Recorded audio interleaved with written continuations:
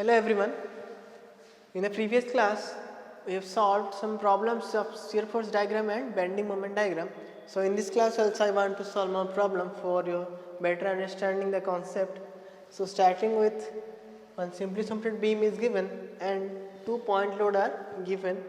One is at 1 meter distance from left end and then one is 1 meter distance from the right end. Okay. Now we have to draw shear force and bending moment diagram. So before that you should calculate the reaction at support A and support B.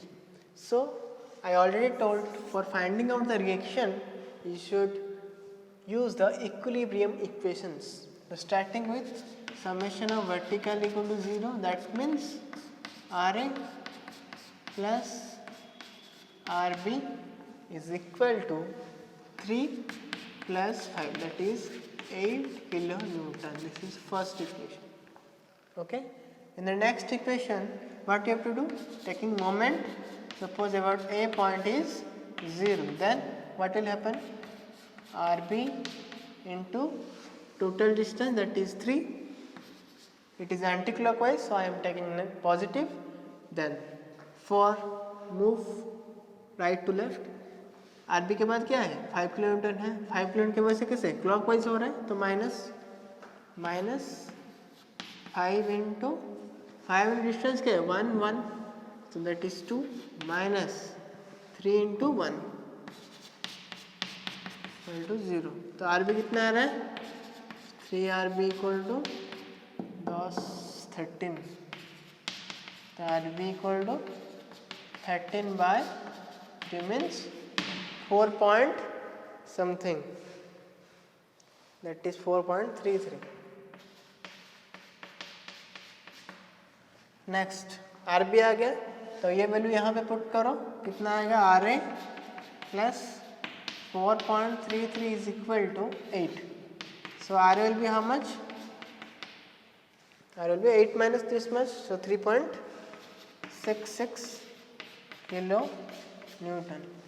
It is 3.66, it is 4.33 over. So next we will move for shear force and bending moment diagram.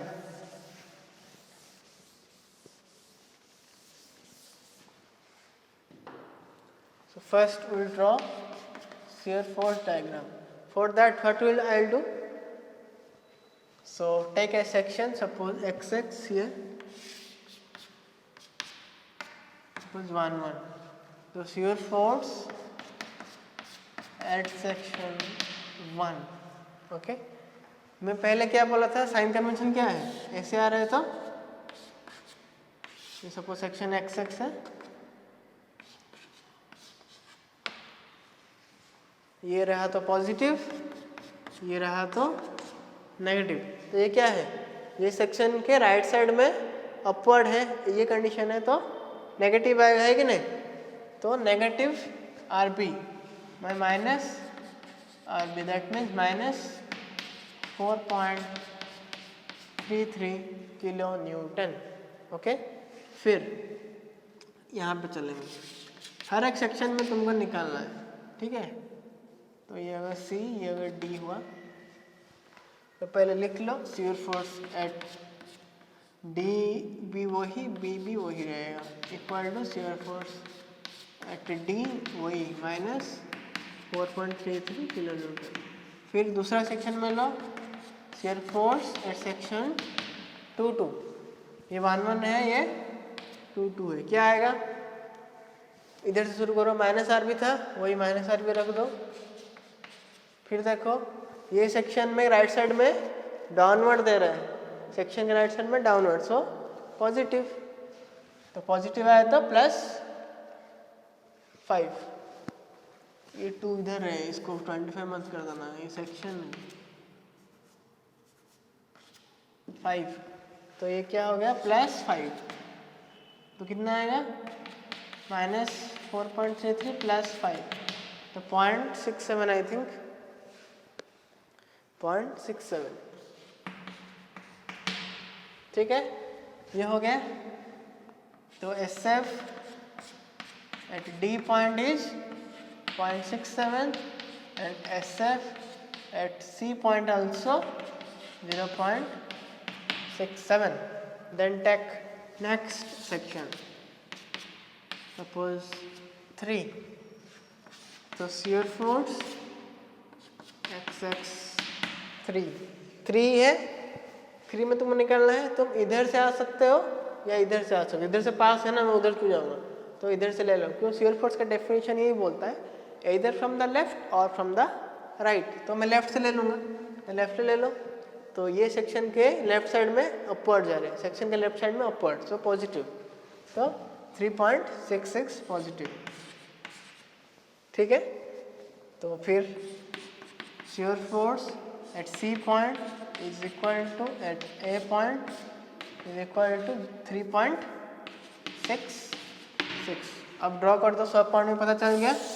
अब draw कर सकते हो। RB में कितना है, shear force at B या D 4.33 negative है, minus, तो नीचे आएगा, ठीक है। डी में कितना है, डी में भी वही -4.33, तो इक्वल है डी में भी वही आएगा, माइनस माइनस, ये आ गया तुम्हारा 4.33। फिर डी पॉइंट में दूसरा वैल्यू क्या है, 0.67 प्लस में है, तो ऊपर चला जाएगा, तो ये हो गया 0.67। फिर सी पॉइंट में वही वैल्यू, तो सी पॉइंट तक आ जाओ, वही वैल्यू। फिर नीचे मत लाओ, बस वही रख दो, ये प्लस है। सी पॉइंट में दूसरा वैल्यू क्या है, 3.66, ये 0.67, 3.66 तो ऊपर चला जाएगा, ठीक है। फिर ए पॉइंट में भी वही वैल्यू, तो कांस्टेंट रहेगा, फिर नीचे आ गया ये, ठीक है। ये भी प्लस, तो ये 0.67, ये हो गया 3.66, ये भी 3.66। ये पॉइंट ए, इसको ड्रॉ कर सकते हो ऐसे सिमेट्रिक के लिए, और ये टू बी, ये हो गया ए, ये हो गया तुम्हारा SFD। Half of the problem is over. Now will move for bending moment diagram. हमेशा याद रखो प्रोसीजर वही है, कॉन्सेप्ट बस स्ट्रॉन्ग होना चाहिए, वही प्रोसेस में चलेंगे हर एक प्रॉब्लम में। इसके बाद एक यूडिल वाला सॉल्व करेंगे, तो मैं ऑल क्लियर आएगा।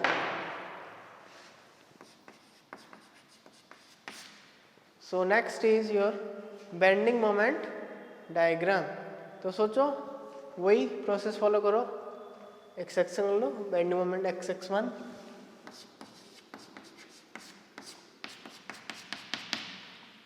ठीक है। मैं क्या बोला था, सैगिंग हुआ तो पॉजिटिव, हॉगिंग हुआ तो नेगेटिव। तो ये क्या हो रहा है, ऐसे आ रहा है ना, तो सैगिंग। मैं फिर से यहाँ पे साइन कन्वेंशन लिख रहा हूँ, उसको तुमको याद रखना है, मैं हमेशा साइन कन्वेंशन नहीं बताऊंगा, वो तुमको याद रखना पड़ेगा। ऐसा बीम है तो ऐसे मोमेंट आया तो सैगिंग, दैट इज पॉजिटिव, ऐसा आया तो हॉगिंग, दैट इज नेगेटिव। यहाँ पे कैसे आ रहा है, ये सेक्शन में ये रिएक्शन की वजह से ऐसे आ रहा है तो पॉजिटिव। तो आरबी इंटू एक डिस्टेंस ले लो x, वही प्रोसेस फॉलो कर रहा हूँ और कुछ नहीं। तो RB into x means 4.33x, ठीक है। फिर पुट करो x इक्वल टू 0 और bending moment at B point x equal to 0, तो ये भी 0, x0 पुट करोगे तो। फिर बेंडिंग मोमेंट किस पॉइंट में, उसके बाद डी पॉइंट है, डी पॉइंट के लिए x का वैल्यू कितना है 1, तो 1 पुट करो तो वही वैल्यू आएगा 4.33, ठीक है। फिर बेंडिंग मोमेंट XX2 में आएगा, बस वही प्रोसेस फॉलो करना है, राइट टू लेफ्ट लाना है। ये ले लिए तो ये डिस्टेंस कितना होगा x, अभी ये डिस्टेंस x हो गया, तो कितना आएगा 4.33 इंटू एक्स।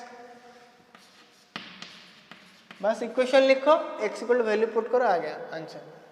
x ये क्या है, 5 के वजह से आएगा एक, कैसे आ रहा है हॉगिंग, ऐसे टाइप आ रहा है ना हॉगिंग, तो नेगेटिव, तो नेगेटिव साइन दे दो पहले, फिर आएगा 5 इंटू ये डिस्टेंस कितना होगा, टोटल डिस्टेंस x है तो ये डिस्टेंस माइनस कर दो, x -1 करोगे तो ये आएगा, तो ये डिस्टेंस कितना हुआ x -1, तो -5 इंटू x -1 ये इक्वेशन आ गया। अभी पुट कर दो वैल्यू, बेंडिंग मोमेंट है डी पॉइंट में कितना होगा, x का वैल्यू 1 होगा तो ये क्या आएगा 4.33 आएगा, ये तो 0 हो गया। ठीक है, फिर bending moment at point C का वैल्यू कितना होगा, x = 2 आएगा, 2 पुट करो, 4.33 इंटू 2 माइनस 5 इंटू 2 - 1 तो कितना आ रहा है 4.33 आ रहा है, चेक कर लेना। ठीक है, सी पॉइंट में 4.33 आ रहा है।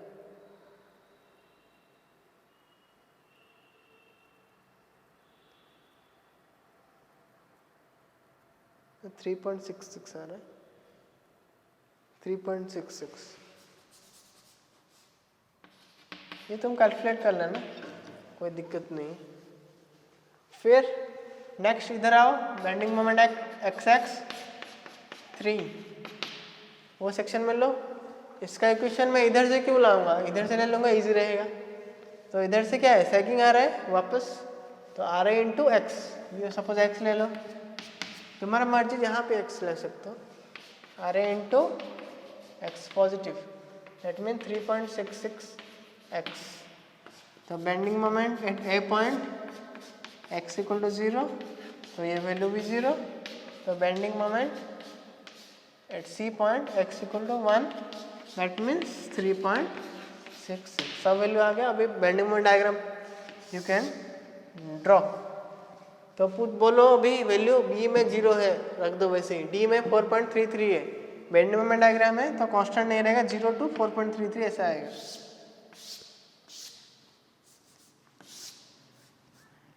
जीरो ये 4.33, ठीक है। फिर क्या है सी पॉइंट में कितना है, सी पॉइंट में 3.66 है, थोड़ा कम आएगा, ठीक है, थोड़ा बेंड रहेगा। फिर ए पॉइंट में 0 है, 0 तो 0 से गणना नहीं करता, और क्या, ये हो गया बेंडिंग मोमेंट डायग्राम, सब प्लस है,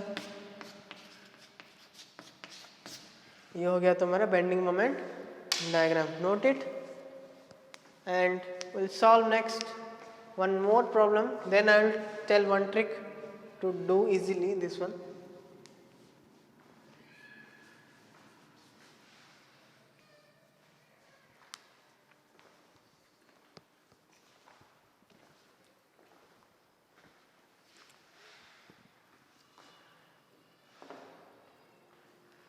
तो यहाँ पे मैं एक ट्रिक बता रहा हूँ, हर एक केस में बताऊँगा ये।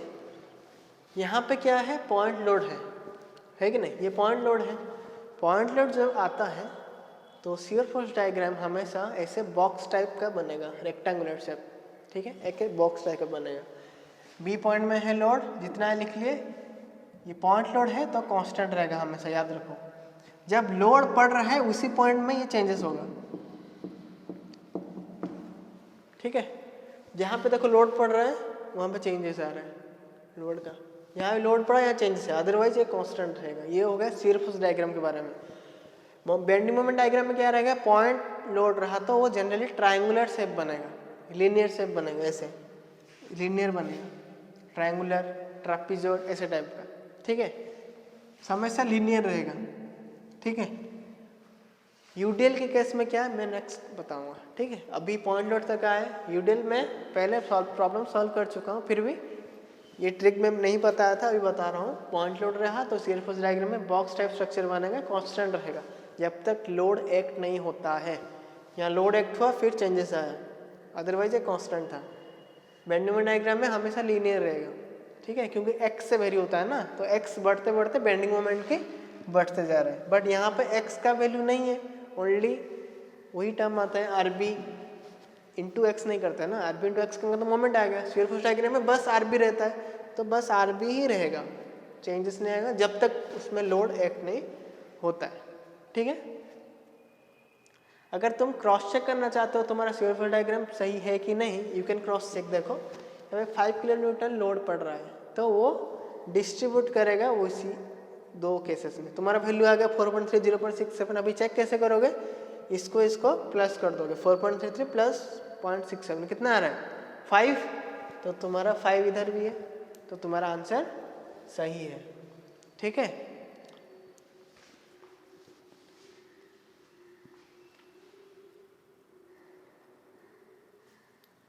वैसे तुम चेक कर सकते हो। Clear? Next, in the next class we will solve one UDL problem.